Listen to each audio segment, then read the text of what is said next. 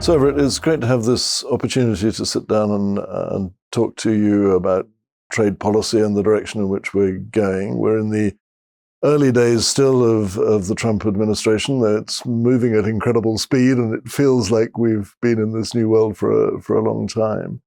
I wondered if you could give us a sense of looking at the trends that we saw through the campaign and maybe looking a bit further back. This balance between tariffs as a tool of negotiation, as leverage to achieve an outcome, and tariffs as a new feature of the economy, or not a new feature, there are tariffs now, but a higher level of tariffs as a feature of the economy going forward. Yeah, it's a fascinating period, really, for trade policy. And we saw during the campaign, I don't think President Biden or President Trump were that eager to talk about opening the U.S. economy. In fact, they were both interested in talking about bringing manufacturing back to the United States. And of course, President Biden had a policy of a strong industrial policy that he used, tax incentives, subsidies, and other things to try to reshore manufacturing. And I think President Trump sees tariffs as a tool to do that as well, perhaps with a combination of some industrial policies. You said we're in the first 100 days of the administration. That's known as the honeymoon period, believe it or not. So this is as good as it's going to get, at least for the president. So he's moving very, very aggressively on tariffs. And it is really a reorientation of the U.S. economy away from this integrated, just-in-time manufacturing focused on efficiency and really, outshoring. That mindset is gone, I think. And it's a post-World War II mindset. It worked for a long time. It helped grow the global economy. It helped lift a lot of people out of poverty. But I believe that mentality has shifted dramatically in the United States and in other parts of the world as well. And what we've seen so far, so we've seen Colombia, Canada, Mexico, China broadly in terms of steps that have been taken. It feels with those as though Colombia was definitely a tool to achieve an outcome. Canada, Mexico, question mark. China looks more like a long-term rebalancing. Is that a sort of correct reading, do you think, of what we're seeing? I do, and it's a good point in that the president sees these as it's almost like the Swiss Army knife of economic policy, right? He sees these as the ability to persuade countries to perhaps, move on foreign policy questions. In the case of Colombia, it dealt with, migration, illegal immigration flows. In the case of Canada and Mexico, it was supposed to be about fentanyl, and that's what he used to justify it. But it does seem like it's got a sense of trying to push more of that manufacturing back into the United States. And he has basically said that as much, that he wants them U.S. companies to come back. And with China, it's really, how are the two economies going to work together, and how will they coexist in a very complicated global environment? So there are different purposes, different tools being used in different ways. And I think it's creating a lot of confusion because companies and others that want to understand, how do we deal with this? Where are we going with this? It's hard to read the tea leaves and really understand what the ultimate outcome is going to be and how you can influence it. And we'll come on to this question of influence, which is obviously a key one for any company, whether in the United States or here in Europe. If we're looking at one of the features that seems to have emerged so far of the shorter term, the negotiating leverage use of tariffs, is that it's very on again, off again. And as a company trying to respond to something which is a tariff one day and a suspended tariff the next day and a potential tariff the day after, is that a roller coaster that we've got to get used to for a long term, or do you think that the administration will achieve negotiating objectives it wants to achieve and will then be looking at a more stable long-term position? Unfortunately, for the short term, I'd say over the next year and a half, but we're probably going to see a lot of that tariff whiplash. Candidly, I don't think he's really begun to implement his tariff agenda. He's taken some actions against Canada, Mexico, China, threatened actions against Colombia. But if you look at the America First trade policy that he put out, he put up on January 20th, Inauguration Day, there's a whole slew of tariff actions there that go far beyond what he has done to date. And just to remind people already, in addition to those tariffs which he has either threatened or imposed, he's also started 2 investigations under Section 232, which are national security investigations, whether the importation of a particular product threatens the national security of the United States and whether the U.S. needs to rebuild that capacity. One of those is on lumber. The second is on copper. He may see some more of those. He's talked about having sectoral tariffs on pharmaceuticals, on autos, and on semiconductors. In addition to many of the other areas where he has talked about reorienting the U.S. economy. Some people think we maybe ultimately end up in some kind of a Mar-a-Lago accord or some type of currency negotiation at the end of the day. Because if you try to put all these pieces together, it does look like it's a turn away from the integrated global economy and trying to reorient the U.S. society towards less consumption, more manufacturing, and trying to rebalance trade relationships across the globe. So Bretton Woods moves to Mar-a-Lago. Yeah, that's what I think. I think that's what people when they paint the picture. There's a possibility of that. And so if we look at this longer term picture, we in what the president has talked about so far, we see sectoral tariffs, steel and aluminum, as you say, potentially pharmaceuticals, copper, lumber, and so forth. We see this concept of reciprocal tariffs, and I'd like to explore that a bit further. And then we see the idea of a sort of generalized tariff, which is what's been done with China. Is that the right mix that we should be thinking about for the future? And how do you see those interrelating with each other? When you talk about tariffs, it is the right mix. There is one more element I would put in there, but let's just dig into the reciprocal tariff concept first. So the idea there is that the U.S. has had an open economy, at least as far as tariff rates, for quite some time. And that was one of the bargains post-World War II. U.S. opened its economy, so the rest of the world could grow. It was a lot of destruction after World War II. And it worked to a large degree in conjunction with the Marshall Plan and some other initiatives to help rebuild some of the post-war economies.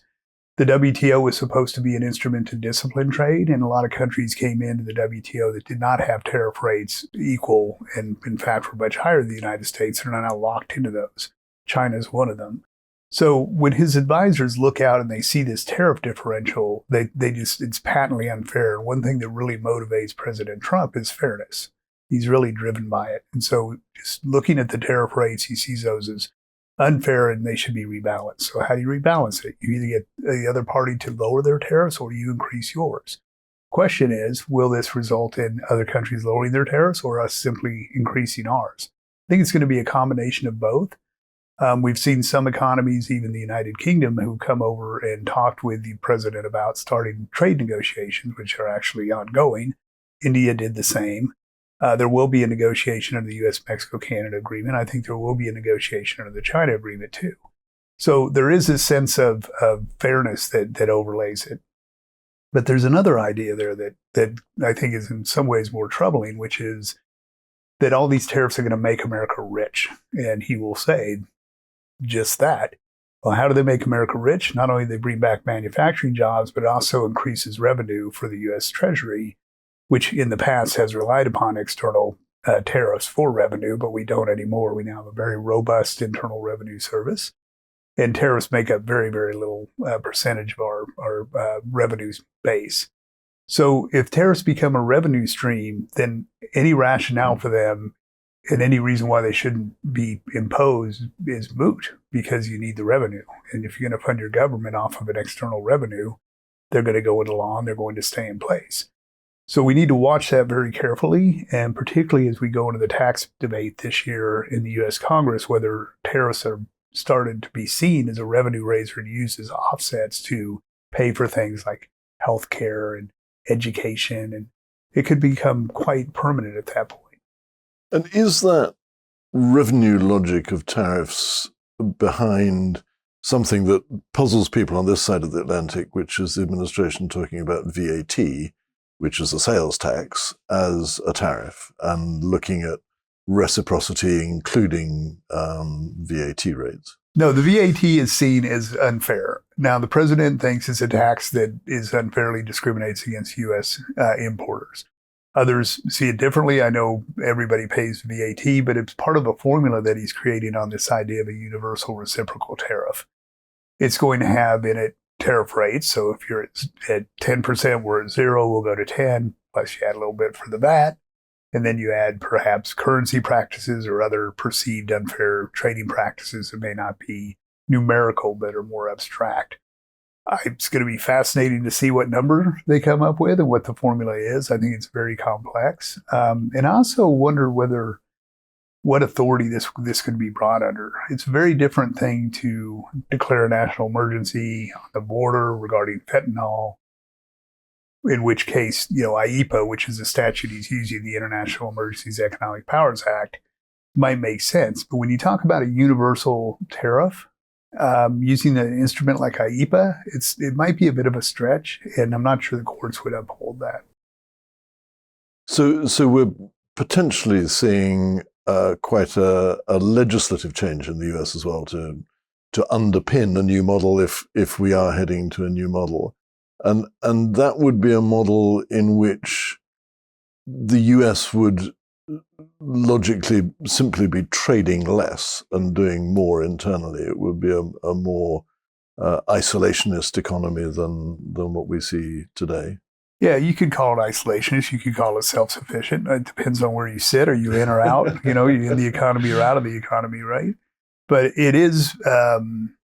it's not really that unprecedented in U.S. economic history when you look at, we've used tariffs in this way in the past. I think it's a bit of a jolt because the system has been so stable for 40, 50 years now, maybe even longer. And what I think we will end up with in 3 to 4 years is a more of an industrialization of the U.S. economy, or at least an attempt to do that through industrial policy, tariffs, and currency, perhaps.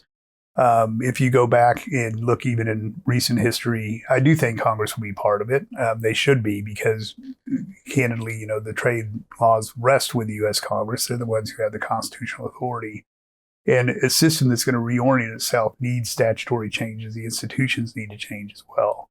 And really only Congress can do that and have it durable, make it durable and meaningful for a long period of time. I think if I were to look at the legislative package that might look similar to where we're going, it'd be the 1988 Omnibus Trade Act that had elements of, China was a big threat back then. It had elements, President Reagan had used tariffs a little bit, but he also had used industrial policy. There were quota restrictions on some imports. So I think I'm probably looking at something like that starting to take shape over the next 3 to 4 years, but it'll be very interesting. So for companies, obviously there's risk. I mean, this disrupts supply chains. The president has acknowledged that this can be disruptive. So companies need to think about how do we, distribute this risk throughout our supply chain? What can I do to perhaps get an exclusion or an exemption if it's even possible? If you go into a trade negotiation, how do I position my industry so it benefits well from that outcome? But there's also opportunity in the industrial policy side where there may be tax relief or incentives to reshore or bring manufacturing to the United States. And by doing so, mitigate your risk. And it not, if you take it agnostically, not whether you believe it's right or wrong, but just as a company, what do? Your job is to safeguard value and create, revenue for your stockholders or for your owners. That may be a solution for some of these companies. For others, it may not be possible. And perhaps those might get longer phase-ins or maybe even exclusions or exemptions. And so if I'm someone who's selling into the US market at the moment, clearly this is a major source of concern when I'm looking at my future business plan. How should I think about creating the right kinds of alliances, the right kind of messages? You talked about seeking exclusions, and the president has been pretty negative on the subject of exclusions so far, but equally, there are clearly some parts of the US economy at the moment which need certain imports and can't currently supply internally, and so the effect of tariffs will simply be to drive up prices and drive up inflation, which the president is very concerned not to do. So how do I think about constructing my strategy in relation to it? Do I look purely at my own operations and how I might adjust them, as you say, potentially move manufacturing into the US, or should I also be looking at using other levers to try and alleviate the effect of tariffs on my business? I think it's both. I really do. You've got, it's a very fluid environment with a lot of change, but understanding the direction that you generally need to go to benefit the company and what's tolerable, what's not, which undertaking a risk assessment, what markets really matter, where do you need to be? I mean, there's some companies now who are bifurcating their supply chains for China versus the United States simply because they don't even coexist anymore. And I think this is something you've raised, that there are regulations and obligations in the European market where there may be an exact opposite mandate in the United States. So what's the company may have to ultimately try to disaggregate those two businesses and operate them more independently. So one is undertaking an internal risk analysis, looking at what's existential. If you can change the external environment through advocacy, certainly try to do so. But it may also be a recalibration of your supply chain, of your contracts, of your risk exposure, looking at different ways of modeling your supply chain, maybe using more free trade zones or other tariff type mitigation measures. Building stakeholder relationships so that people in the United States, particularly policymakers, understand your business and appreciate it. If they've never heard or understand that this simply cannot be produced in the United States, and nobody tells them that, they're not going to know. So you have to do the work. And so that advocacy piece is very important. And the narrative, as you rightly noted, which you can talk about in the context of reputation, but also how are you perceived? Are you being perceived as somebody who is putting, quote, America first, because that is almost a bipartisan mantra in the U.S. now? Or are you seen as somebody who is going to fight that? And if you're going to fight it, that's fine, but it positions you in potentially a vulnerable way, both I think it increases the risk of some kind of backlash. The president has demonstrated that he is not afraid to call out companies who don't seem to be aligned with his values, where he wants to take the U.S. economy. So the narrative is important, the stakeholder relationships are important, and then actually just having a proactive plan. It's amazing to me that some companies have been around 150, 200 years, even longer, do not have an active government relations or advocacy plan. And yet there's so much that impacts them. We're just talking about tariffs and trade. There's deregulation. There's all these ESG initiatives. They all impact how a company can operate.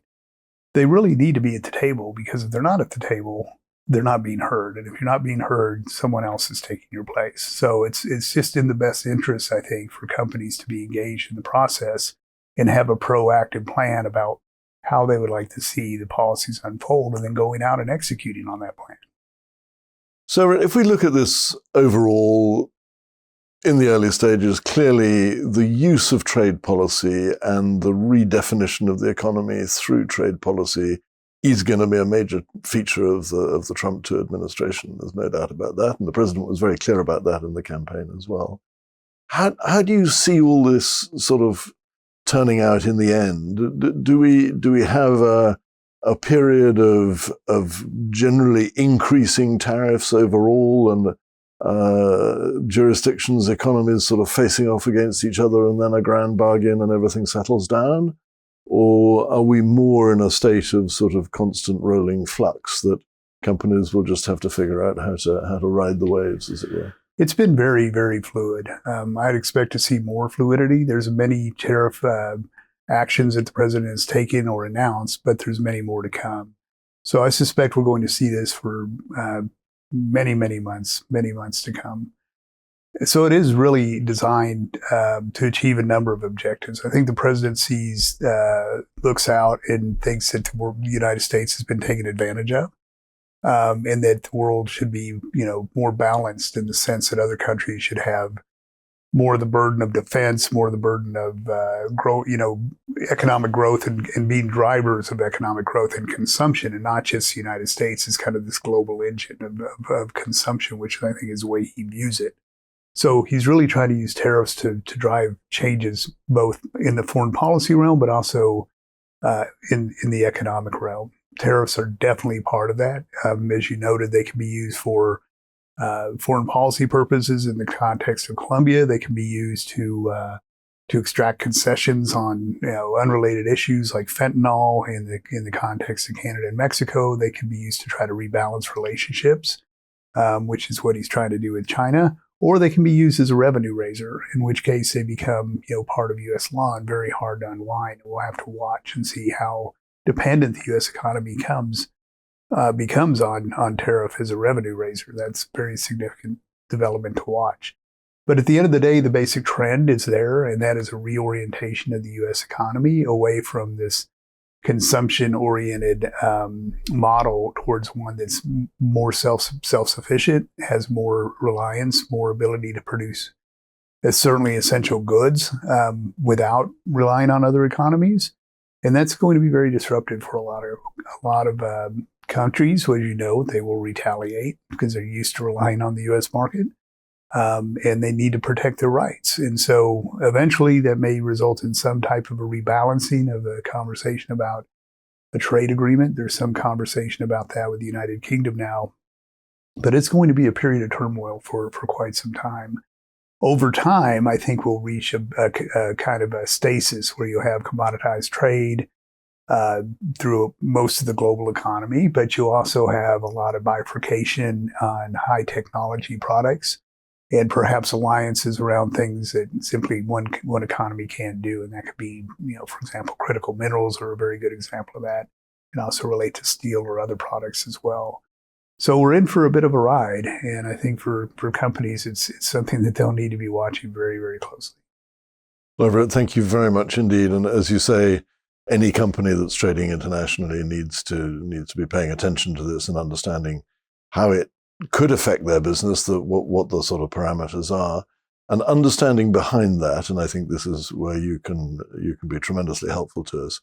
Understanding what the administration is trying to achieve through the policies it's pursuing is really critical to being able to respond as a company and make sure that you look after your interests. Thank you very much indeed, Everett. Quite a pleasure. Thank you, Matthew. Thanks.